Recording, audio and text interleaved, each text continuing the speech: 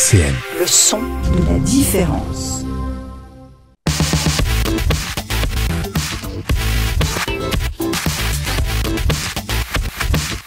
Multimédia. Une coproduction Radio Campus Lorraine, RCN. Bonjour à tous, bienvenue dans Multimédia, votre demi-heure dédiée à l'actualité des médias. Passons par la presse, l'audiovisuel, internet et le cinéma. On va traiter d'abord des actualités des médias, suivi d'une chronique de Martin sur quoi ? On va parler d'un grand homme de la télévision française, Cyril Hanouna. Wow. Cool, formidable. Le grand homme du Mon PAF. héros national. Et on va suivre ainsi par un petit jeu. Voilà, vous écoutez bien RCN ou Radio Campus Lorraine sur le 90.7 FM ou bien sur le DAB+. Multimédia. Alors, pour commencer, une info un petit peu sérieuse. Un récit est paru dans le Figaro qui a vraiment retenu mon attention, c'est Agression sexuelle, la si lourde inertie des grands médias japonais. Alors, en 2023, un des animateurs du Japon les plus connus, Masahiro Nakai, a été accusé d'avoir agressé une présentatrice de la chaîne Fuji TV. Alors, c'est une affaire qui a été étouffée pendant 1 an et demi. Allez, la vérité a été révélée par le directeur général de la chaîne, du moins pas sans force, car en effet, du pressing aurait pu provenir d'un actionnaire américain de la chaîne, avec comme indice une lettre incendiaire envoyée à la chaîne par le fonds Dalton Investments, ordonnant la création d'une commission, la dite créée d'ailleurs le lendemain. Donc il s'agit d'une situation gardée sous couverture, et c'est une affaire qui pourrait en déterrer d'autres, que ce soit au Japon et dans le monde. La victoire de Trump siphonne CNN et MSNBC. Alors on le sait, l'investiture de Trump s'est déroulée avec sa main posée sur la Bible ainsi que de multiples documents signés par le 47e président des États-Unis sans qu'il en sache les contenus. Mais au-delà des multiples changements éclairs dans sa première semaine au bureau ovale, de nombreuses conséquences ont fait surface, dont une chute d'audimat pour CNN et MSNBC, tandis que Fox News prend de l'ampleur. Alors, pour contextualiser, Fox News c'est un petit peu l'équivalent de CNews aux États-Unis, tandis que MSNBC et CNN sont les chaînes en continu les plus à gauche de la fenêtre d'Overton américaine. Enfin, oui, à gauche aux États-Unis. De la fenêtre, c'est pour ça que j'ai dit de la Qui est fenêtre. de centre droit en France, quoi. Voilà, donc, mais j'ai dit de la fenêtre d'Overton américaine, j'ai précisé. Et puis Fox appartient à Trump, si je dis pas de bêtises. Je suis plus sûr. Il me semble. Il me semble Ils que sont c'est là. proches, ils sont proches. Ah, ils sont proches. proches. Ok, my bad. Ils sont vraiment juste extrêmement proches. Ok, ils sont, my bad. Ils sont coude à coude. Alors, plus de la moitié de l'audience a été perdue. Et ces chaînes sont considérées comme justement proches du Parti démocrate. On y venait justement. Ouais. Alors déjà qu'une perte de vitesse a été remarquée dans l'audimat, l'hostilité de Donald Trump envers ces chaînes, particulièrement CNN, explique ce changement. Ariane Lavrieux est sous le témoin de Témoins assistés. Alors, la journaliste Ariane Lavrieux est journaliste à Disclose et a remporté une protection après une crainte de mise en examen pour divulgation de secrets de la défense nationale. J'arrive à lire. 2 plaintes du ministère des Armées et une instruction a été ouverte. C'est l'autrice de 5 enquêtes dans le média, Disclose, et elle a révélé, dans lequel elle a révélé une mission secrète de la France qui a été détournée par le Caire. Donc le pays utilisant les informations obtenues pour commettre des frappes aériennes. Alors, elle a été protégée par la loi Dati de 2010 et ses sources ont quand même été compromises, ce qui remet vraiment en question la sécurité du texte. Donc Ariane Lavrieux l'accuse, donc le texte, comme désormais abusé ou contourné. Lionel D'Angoumo a été écarté. Le directeur de la direction de l'équipe, Lionel D'Angoumo, a été écarté de son poste. Alors, le successeur pressenti, l'ancien directeur de la rédaction de Gala, est pressenti. Wow. C'est un choix qui pose problème pour les syndicats. Alors, le dirigeant du groupe propriétaire du journal décrit notamment l'ambition de doubler les audiences et explique que, attention, jeu de mots de qualité, la priorité, c'est l'élargissement du terrain de jeu de l'équipe. Oh là là. Il y a que Incroyable. Il n'y a que l'équipe pour en faire des jeux de mots comme ça.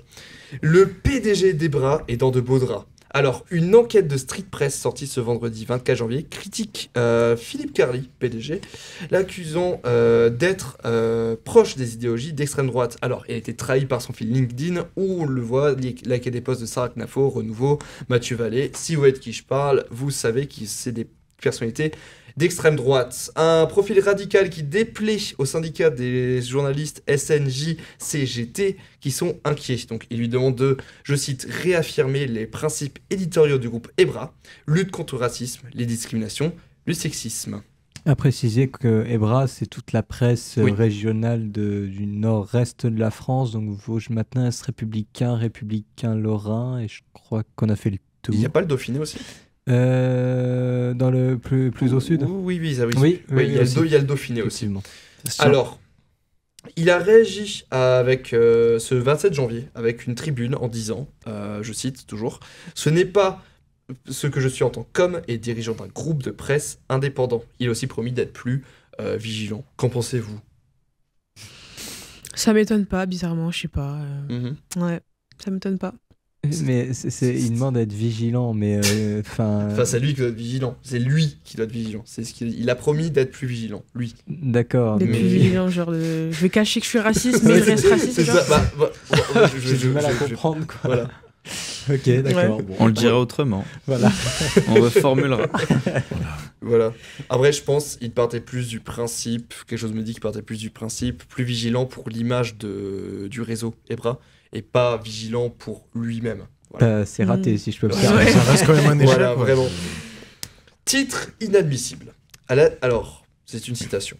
À la suite d'une erreur inadmissible, un titre totalement inapproprié concernant la situation au Proche-Orient a été brièvement diffusé dans un de nos journaux sur France Info, Canal 27. Alors, c'est un pute publié à 20h55 par France Info, suite à la saisie de l'ARCOM par Caroline Yadan, la députée macroniste des Français de l'étranger. La raison ?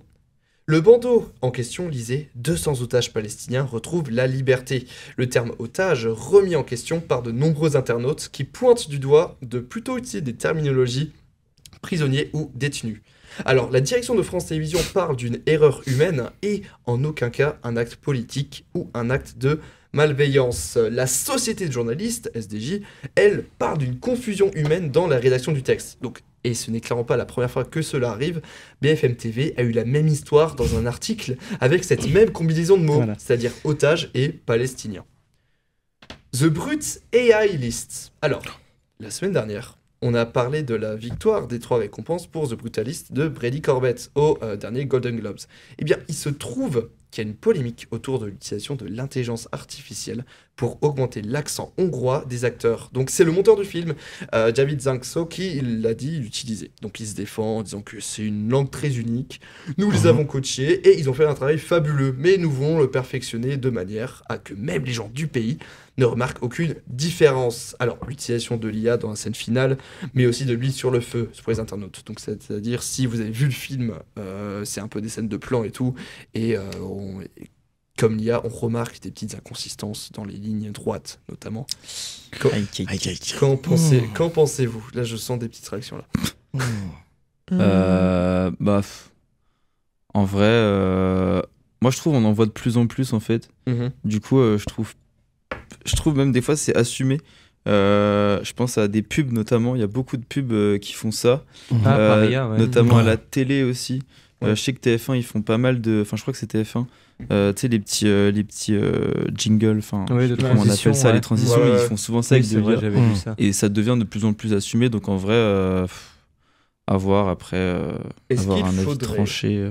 Est-ce qu'il faudrait justement pas envisager un avenir où, malgré les combats des militants anti-IA, on va dire, l'IA va quand même réussir à supplanter une partie du travail, que ce soit en post-prod, en pré-production de films, et surtout en production de films en lui-même. Je pense que c'est inévitable dans la mesure où ça a tellement de performance, ça propose tellement de choses que c'est évident qu'on y passera parce que ça économise, notamment au cinéma, dans les figurants par exemple, ça peut économiser une tâche énorme de CGI et et puis de figurants, mais en même temps ça pose aussi la question du coup ça laisse moins la place à des humains, mais C'est ça. Il y avait eu c'est de toujours, très grosses grèves, il me semble, l'an Bah oui. dernier Ouais. à Hollywood. À Hollywood. Les Hollywood, scénaristes, ouais. Ouais, ouais. Oui, À notamment, ce sujet. notamment avec dirigé par le syndicat SAG-AFTRA, il me Il y a semble. moyen. Ouais, je connais SAG-AFTRA. pas. Si, SAG-AFTRA, c'est l'un Ok. des... Mais même eux, déjà, ils commençaient à dire, mais ça devient un peu inquiétant, même sur le rôle même de. Déjà, sur les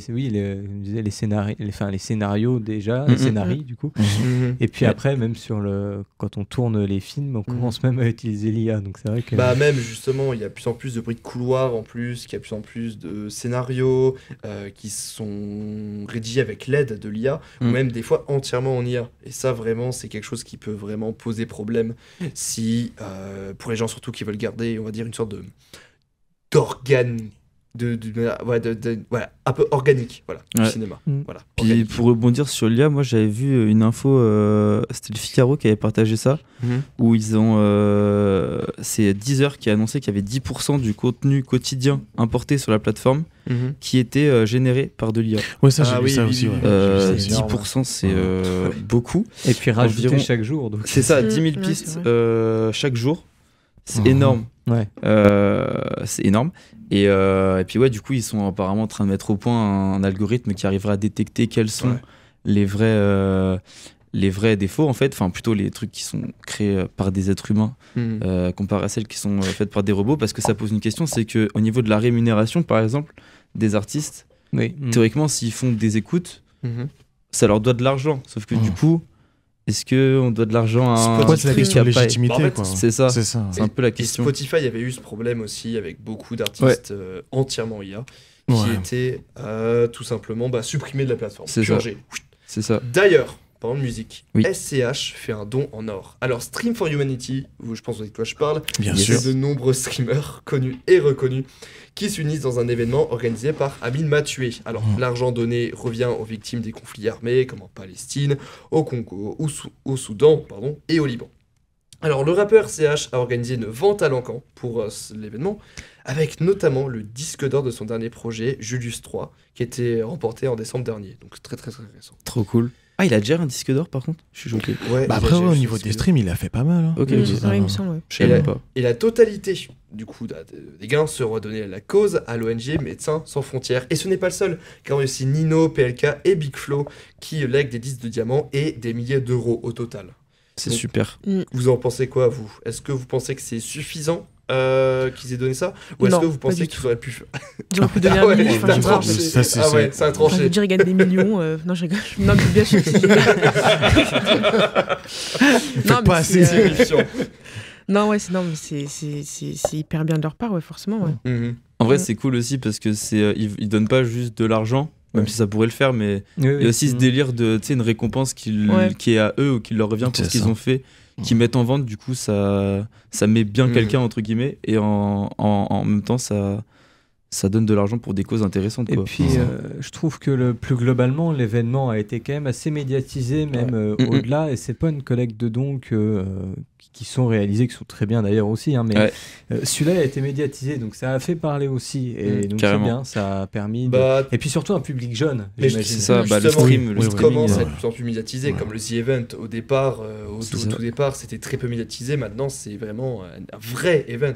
c'est un rendez-vous c'est ça. annuel, quoi. C'est Annuel, ça, ouais. exactement. Ils ont récolté 3 millions d'euros, je crois. C'est ce que un j'allais truc dire, comme ça. 3,5 millions, Ouais. je crois. Oh. C'est C'est énorme. Mm. Oh.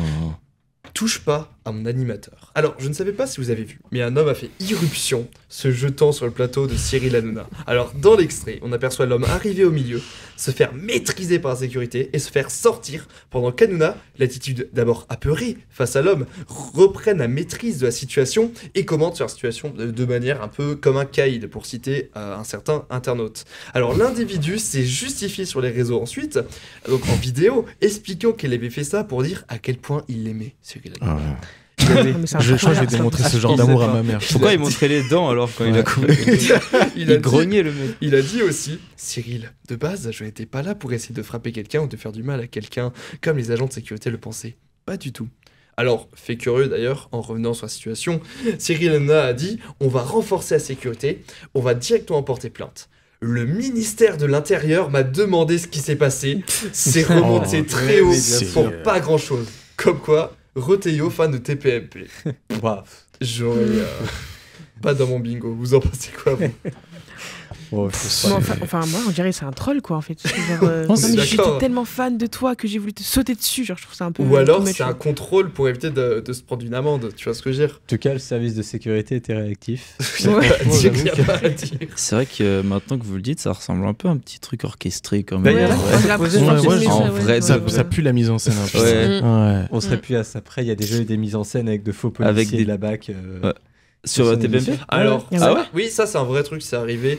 Après, moi j'ose espérer qu'il y aura une enquête. Parce que Bah de oui, toute façon, de fou.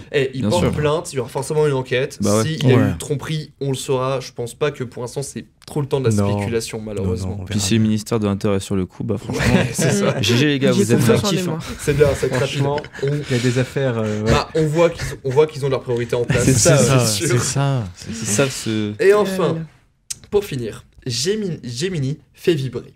Alors, l'IA de Google a recommandé à un internaute l'utilisation d'un vibromasseur sur des enfants à des fins de thérapie comportementale. Alors, ce résultat vient d'une confusion entre le Magic Wand, donc une marque de vibromasseur, et la traduction en français de ce mot, baguette magique, cocorico. L'utilisateur de Reddit a trouvé ça avec les termes grossesse et Magic Wand, et Google accompagne évidemment la proposition avec des images du sextoy. Bref, une leçon supplémentaire de la fiabilité des IA traducteurs et de leurs conseils. C'est tout pour les actualités. Je vous propose qu'on s'écoute Even to Me de Tyler, the Creator, et ensuite on va t'écouter parler justement d'Hanouna. Je ne sais pas ce que tu nous as fait, mais j'ai hâte d'entendre ce que ça donne. Tout de suite, Even to Me de Tyler, the Creator. Multimédia.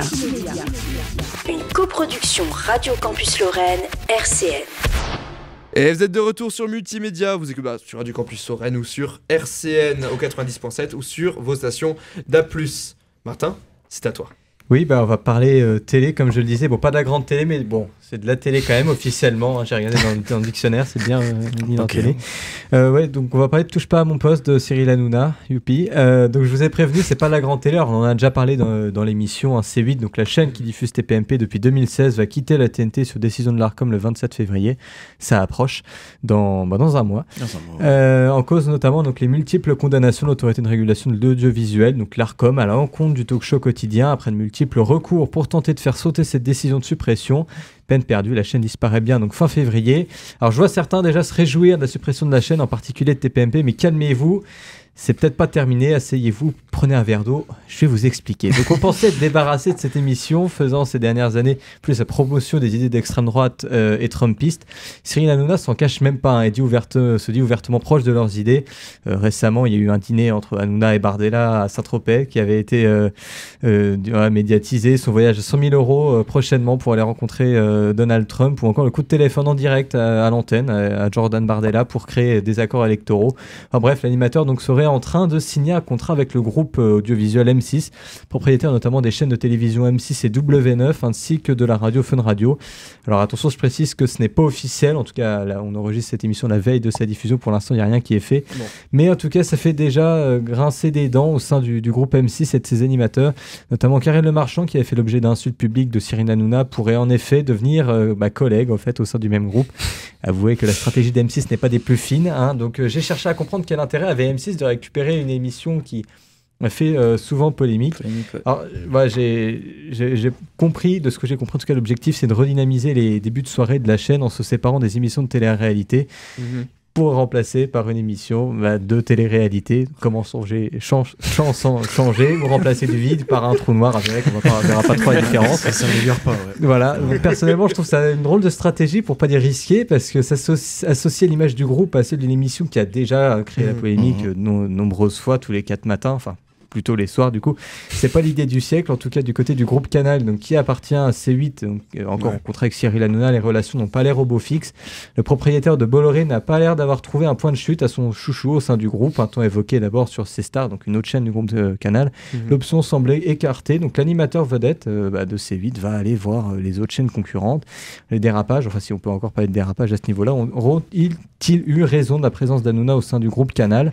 En tout cas, Canal, lui, continue de bouder à la suite de la suppression de C8 et a annoncé retirer, on en avait parlé, toutes ces chaînes payantes de la TNT. Bon, ça ressemble plus à une excuse dans une stratégie plus large du groupe de se désengager complètement de la TNT pour aller plus vers le numérique. Apparemment, ce serait plus payant. En tout cas, rien n'est tranché pour le moment, mais les discussions seraient toujours en cours entre M6 et les équipes d'Hanouna avec un objectif de retour à l'antenne en septembre prochain. Apparemment, ce serait sur W9 et donc actuellement, il fait aussi une émission sur Europe 1 depuis la rentrée. Ce serait désormais également sur Fun Radio. Donc là, vraiment, il referait les deux, mais sur le groupe concurrent. Donc de quoi voir en tout cas en perspective au moins 6 mois d'accalmie sur la TNT à compter de la suppression de C8 fin février. À noter que les téléspectateurs de C8 vont être surpris car dès le 6 juin prochain, ils se retrouveront devant les débats de l'Assemblée nationale car la chaîne parlementaire reprendra le canal 8 suite donc à la renumérotation de la TNT. En même temps, entre les débats stériles de TPMP et les engueulades à l'Assemblée, il n'y a qu'un fil. J'avoue, je préfère quand même les engueulades à l'Assemblée, j'avoue. Je sais pas vous. Plus digeste. Plus digeste, oui. Ok. Merci, mais déjà merci pour cette chronique, Martin. J'allais dire, tu mottes les mots, bien joué. Ouais, désolé, fallait que je le dise, fallait que ça sorte. Oui, évidemment. Mais alors, on verra bien. déjà, je pense à un truc déjà. C'est Hanouna et Karine Le Marchand qui vont se croiser dans les couloirs. Comme le même avec Thomas Njijol et Eric. Oui. Ouais. Ça va être terrifiant. Ouais, et puis moi, ce qui m'a surpris, c'est Fun Radio. Oui, non, ça c'est qu'est-ce qu'il va pouvoir faire. Alors après, à voir, hein, est-ce que ça va être fait ou pas c'est rien du tout. Il y a des hypothèses. Ça met le groupe M6, c'est aussi Nostalgie, il me semble. Ça a tellement bougé récemment. Nostalgie, il me semble, c'est Énergie. Ouais, c'est Énergie. Ah ouais. Non. Donc ce sera après, Fun Radio, c'est censé être divertissement. Moi, le jour où Hanouna sera drôle, j'imagine pas ça reste là-bas dans la machine. Mais justement, si sa place à la télé est boudée par Canal, qu'est-ce qu'il fait encore sur Europe 1 ou qui est aussi sous non, mais là, il fait de la politique sur Europe 1. Oui, c'est-à-dire qu'il avait été embauché pour faire 2 semaines d'émission express pendant les législatives. Il a passé, d'ailleurs, il y a eu plein d'enquêtes, c'est factuel, de Le Monde notamment, une enquête en vidéo qui était très bien à retrouver aussi, qui disait qu'en fait, sur le temps de parole qui donnait à l'extrême droite ou pas, mais en fait l'écart il était monumental. Et vraiment, moi j'ai écouté l'émission une demi-heure, j'étais pas bien à la fin. Évidemment.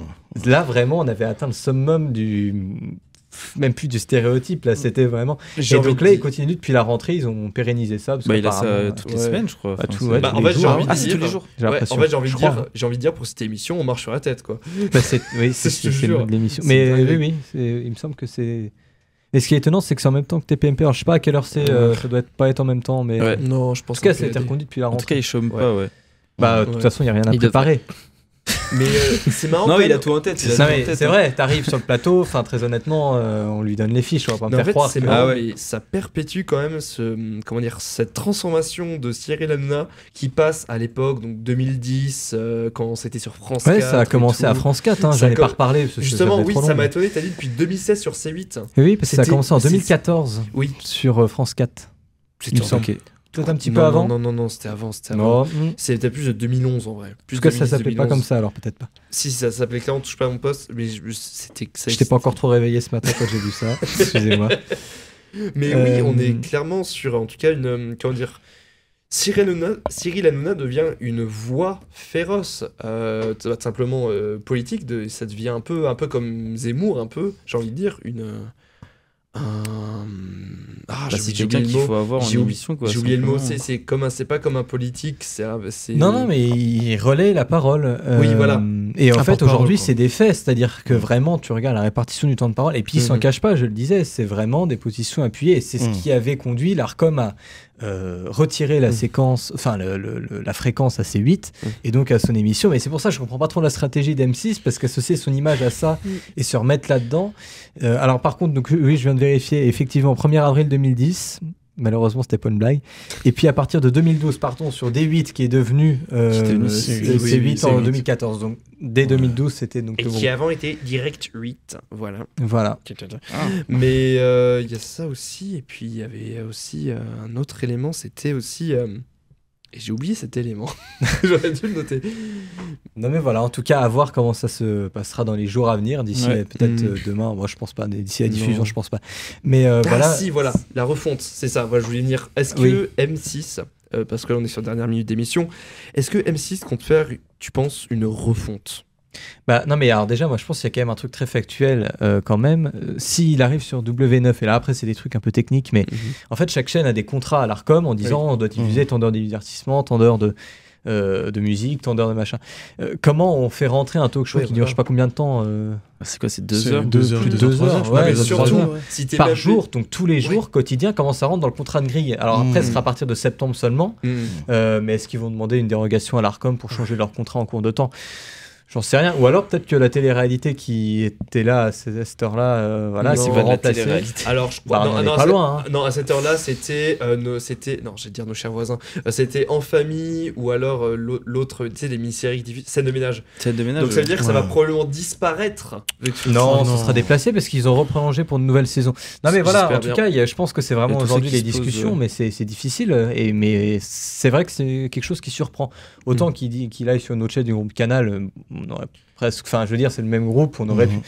Là je trouve que c'est une grosse prise de risque en tout cas pour M6. M6 va perdre en fait, soit M6 va essayer justement d'améliorer l'émission, soit elle va la laisser telle quelle, ou alors elle va essayer une stratégie pour essayer de la détruire de l'intérieur en fait. Non, Hanouna, moi je suis pas sûr qu'il sache pas personnellement, je pense qu'il va pas se laisser marcher dessus. S'il va dans le groupe M6 et vers donc W9, c'est pour continuer ce qu'il fait actuellement à l'antenne. Voilà. Puis je pense que ça marche. Voilà, ça marche. 1,5 million tous les jours. C'est ça. Et puis l'audience de la télé, c'est des gens qui sont plutôt ouverts à ça. Enfin, je veux dire, c'est pas pour rien que la CNews est devenue une première chaîne d'info. C8 et tout, voilà, c'est les premières chaînes à regarder. Donc je pense que dans tous les cas, comme C8, et justement comme C8, comme la fréquence de C8, cette émission va finir. Voilà, donc technique. Non, c'est une belle transition. J'espère que vous avez aimé cette transition. Sauf qu'elle reviendra cette émission. Mesdemoiselles, messieurs, c'est tout pour ce numéro 2 multimédia sur les ondes de RCN et Radio Campus Lorraine. C'est un plaisir d'avoir pu être là avec une telle équipe, avec tout le monde en fait, et je vous dis à la semaine prochaine pour le prochain numéro. RCN, www.rcn-radio.org